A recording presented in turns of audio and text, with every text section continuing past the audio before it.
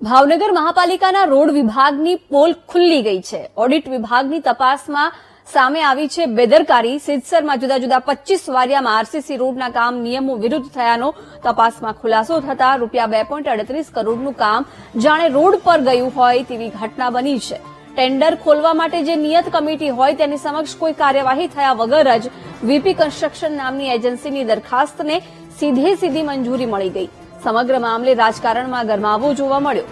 મહાપાલિકાના પૂર્વ વિપક્ષ નેતા જયદીપસિંહ ગોહિલે વિકાસના કામોમાં ભ્રષ્ટાચાર થયાનો આરોપ લગાવ્યો, તો બીજી તરફ મહાપાલિકાના ચેરમેન રાજુ રાવડિયાએ કહ્યું કે વિકાસના કામોમાં કોઈપણ પ્રકારની બાંધછોડ નહીં ચલાવી લેવાય અને આવી ગંભીર બાબતે એજન્સી સામે પણ જરૂરી પગલાં ભરવામાં આવશે।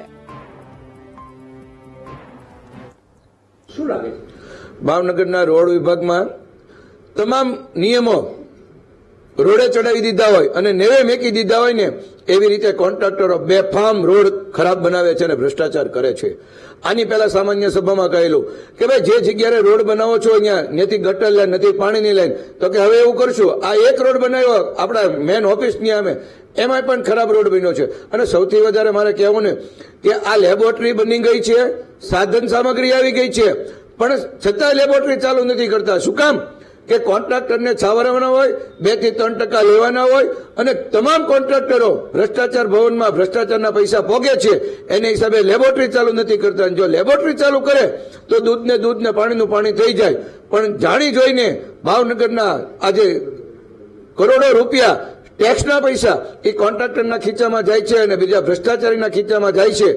એના માટે લેબોરેટરી પણ ચાલુ નથી કરતા અને આવી હલકી ગુણવત્તાનો હાલ ભાવનગરના 25 વારિયા સિદ્ધસર કાળિયાબીડ વોર્ડની અંદર જે કામો થયા છે એમની અંદર આરસીસી રોડનું કામનું ટેન્ડર કરવામાં આવ્યું હતું। માર્ચ મહિનામાં ટેન્ડર પ્રસિદ્ધ કરી અને એલઓઈ આપવામાં આવ્યો હતો।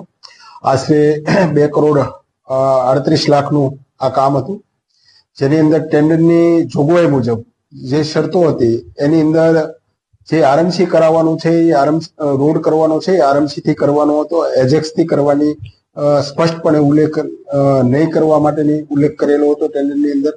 પરંતુ અમારા સ્ટેન્ડિંગ કમિટીના તાબા નીચેના ઓડિટ વિભાગે આની સ્થળ તપાસ કરતા અને જે રનિંગ બિલ આવેલ તેમાં તપાસ કરતા માલુમ પડ્યું કે આ એજેક્સથી કરવામાં આવ્યો છે। આ વસ્તુ ધ્યાનમાં આવતા ઓડિટ વિભાગના ચીફ ઓડિટર અલ્કેશભાઈએ તેમનો રિપોર્ટ કમિશનર શ્રીને મૂક્યો।